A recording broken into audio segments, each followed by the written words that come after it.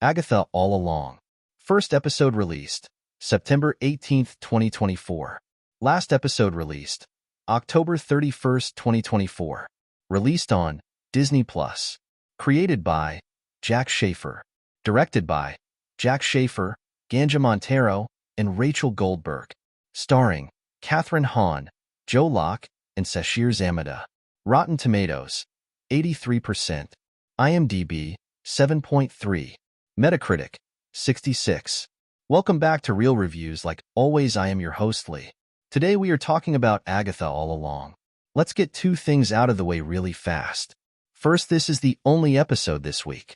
Second, Wiccan aka William Kaplan, aka Billy Maximoff, is one of my favorite Marvel characters. The Young Avengers are one of my favorite teams.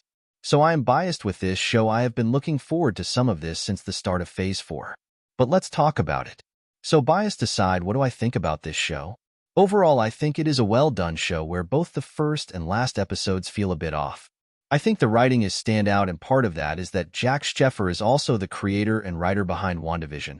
So she understood the formula and what made the character that she helped introduce into the MCU. Catherine Hahn also comes back to reprise her role as Agatha and clearly understands what she did before that made her character so lovable. Every character in this is acted so expertly that I couldn't even say who was a standout. The acting combined with the writing is able to get across some in-depth story and arc for our main characters. A large chunk of this is done with the structure of the story.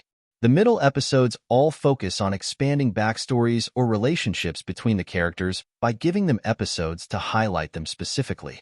Even the characters that don't get a ton of time get enough to have a decent understanding of them. Ultimately, there are two main characters, Agatha and William, and by the end, we get them positions closer to their comics counterparts. The effects and scenery look pretty good. The majority of this happens in what I will call a magical pocket dimension within the MCU. This kind of let them go crazy with weird and interesting imagery. There isn't a whole lot of magic in terms of casting in this show, but when it is, there is looks about like any other magic with the MCU. I didn't really have any issues with the pacing for this show. Generally, it is all moving forward, and the bulk of the middle episodes where the pacing really matters are just single trial episodes, so we don't really spend too much time waiting for something new to happen. I do feel like the last episode does feel slow, but that is because they needed to explain an important bit of Agatha's backstory since they mentioned it numerous times in the show, but there is no way that this would have felt natural to be included anywhere else. The flow is also generally done well again, except the part of the last episode. Does this show do a good job setting up for the future of the MCU? Heck yes, it does. We get to see Wiccan. We know that Speed is now in the MCU even though we don't really see him in the show. This does put it squarely on the path to have the Young Avengers, which I think would be better as a show, so I hope it doesn't get movie treatment. Obviously, I enjoyed the show. Overall, I gave it a perfect score.